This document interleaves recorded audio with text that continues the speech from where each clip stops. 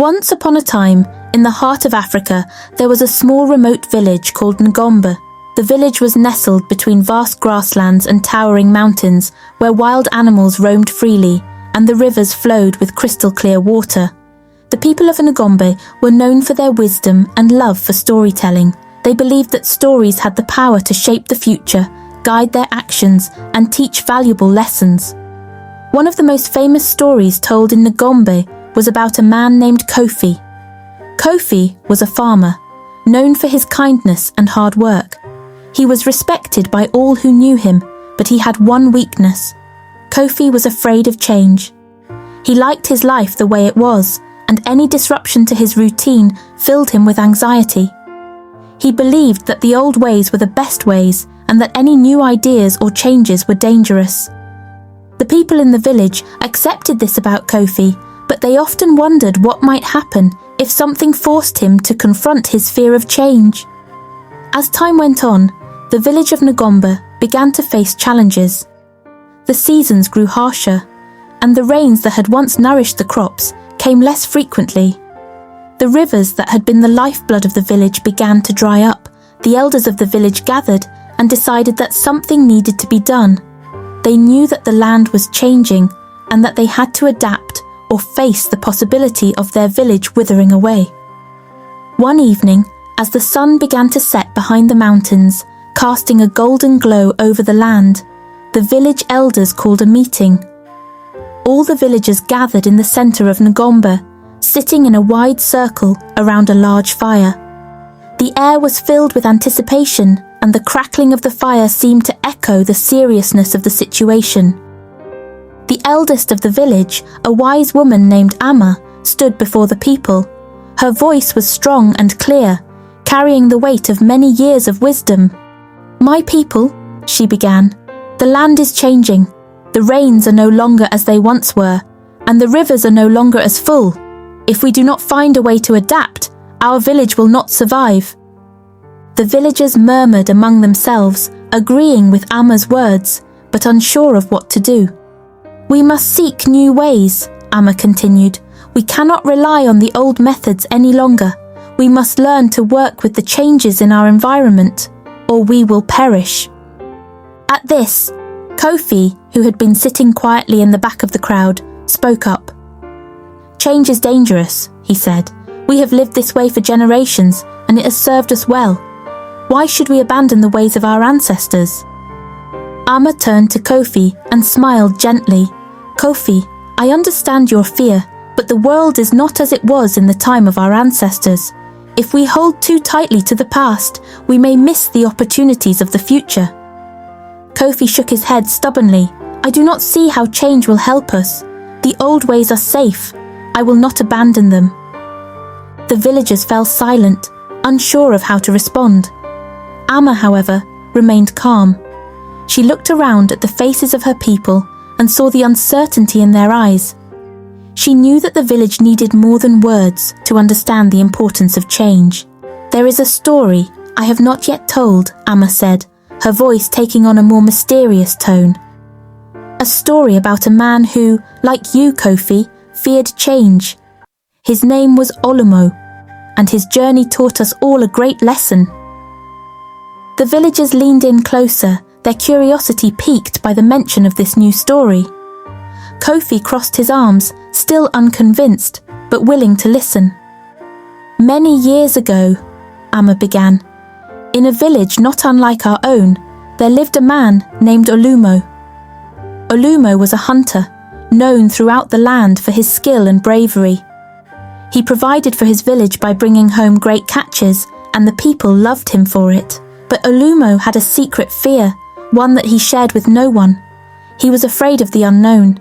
He believed that everything beyond the borders of the village was dangerous, and he never ventured too far into the wilderness. He believed that as long as he stayed within the boundaries he knew, he would always be safe." The villagers listened closely, intrigued by the tale. "One day," Amma continued, "a great drought came upon Olumo's village. The animals he once hunted were no longer plentiful, and the rivers that once flowed freely began to dry up. The village elders called a meeting, much like this one, and they spoke of the need to explore new lands in search of food and water.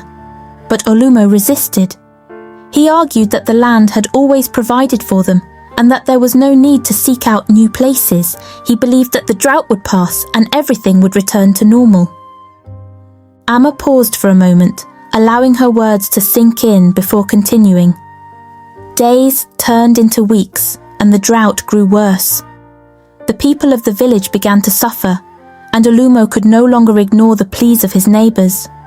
Reluctantly, he agreed to go on a journey with a group of young hunters to seek new hunting grounds. But even as they prepared to leave, Olumo was filled with doubt. He feared what lay beyond the familiar paths he had always walked.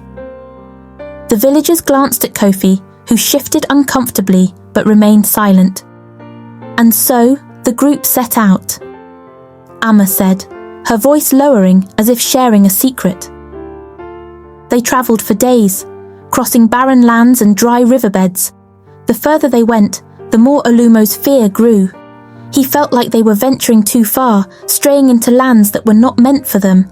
But the young hunters urged him on, reminding him of the village's need. Amma's storytelling was so vivid that the villagers could almost see the dry, cracked earth and feel the weight of Olumo's fear as he ventured into the unknown. Finally, they came upon a lush valley hidden between two towering cliffs. It was unlike anything Olumo had ever seen. The valley was green and full of life, with animals grazing by a sparkling river. The young hunters rejoiced, knowing that they had found what they had been searching for. But Olumo hesitated. He feared that this place was too good to be true, that it was a trap, or that the valley belonged to someone else. He wanted to turn back, but the others convinced him to stay. Amma looked at Kofi as she spoke the next part, her voice filled with wisdom. Olumo realized that his fear of the unknown had blinded him to the opportunities that lay beyond the familiar. He had been so afraid of change that he nearly missed the chance to save his village. But now, standing in the lush valley, he understood that sometimes to protect the ones we love, we must be willing to take risks and embrace the unknown. The villagers nodded in agreement, understanding the lesson Amma was sharing. The hunters returned to the village with news of the valley, and soon the entire village moved there. They prospered, and the drought that had once threatened their survival was no longer a danger. And Olumo? He became known not just as a great hunter, but as a wise man who learned that fear of change can hold us back from the very things we need to thrive. Amma's story ended, and the villagers sat in silence for a moment, reflecting on the tale. Finally, Kofi spoke, his voice quieter now. I see the wisdom in your story, Amma. I understand that my fear of change has been holding me back. But how do we know that the new ways will work? Amma smiled warmly. We do not know for certain, Kofi, but what we do know is that the old ways are no longer enough. If we do not try, we will never know what new opportunities await us. Change is not something to fear, but something to embrace, for it is through change that we grow. The villagers began to murmur in agreement, their minds open to the possibility of adapting to the new challenges they faced. From that day forward, Kofi was no longer the man who feared change. He became an advocate for new ideas and innovation. Under the guidance of the village elders, the people of Ngombe began to experiment with new farming techniques, using the little water they had more efficiently. They built irrigation systems to collect and store rainwater, and they even learned to grow crops that required less water to survive. As time passed, the village of Ngombe flourished once again. The people, once hesitant to let go of the old ways, embraced the new changes with open arms. They learned that adapting to the challenges of life made them stronger and more resilient. One season when the rains were scarce again, the village of Ngombe stood firm. The systems they had put in place allowed them to survive even through the most difficult times. The elders, including Amma, were proud of how far the village had come. No longer was fear of the unknown the village's guiding force. Instead, it was the pursuit of progress and innovation. As Kofi grew older, He became known as the man who had once resisted change but had come to lead the village into a brighter future. His transformation became part of the village's law, and his name was spoken with reverence. Children would gather around him as he sat under the baobab tree, eager to hear stories about the days when the village struggled and how they overcame those hardships. Kofi would tell them about his journey from fear to acceptance, reminding them that even when the future seems uncertain, embracing change is often the key to survival. But Kofi didn't stop there. He encouraged the younger generation to think beyond just survival. He told them that it was not enough to simply adapt to changes. They must learn to anticipate them. He shared stories of how animals in the wild survive by not just responding to dangers, but by learning from them. He spoke of how birds migrate before the cold arrives and how ants prepare for the dry season by storing food. We must be like them, he would say, not only reacting to what happens, but being ready for it before it even arrives. Under Kofi's guidance, the village began to explore new ways of farming, not just for the present, but for the future. They planted crops that were resilient to both drought and flood, understanding that the land would always be unpredictable. They learned from neighbouring villages and even invited travellers and traders to teach them new techniques. No longer did they fear the unknown, they welcomed it with open arms, knowing that the more they learned, the better prepared they would be. And Kofi, who had once been afraid of the world beyond his village, became a symbol of courage and transformation. He travelled to other villages, sharing Ngombe's story and learning from the people he met. He no longer feared what he did not know, for he understood that with each new discovery came an opportunity to grow.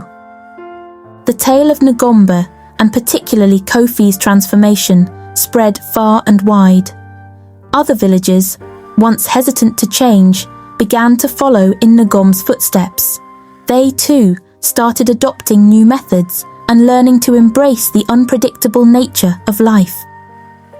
Ngombe became a beacon of hope, a village known not just for its resilience, but for its wisdom and willingness to grow.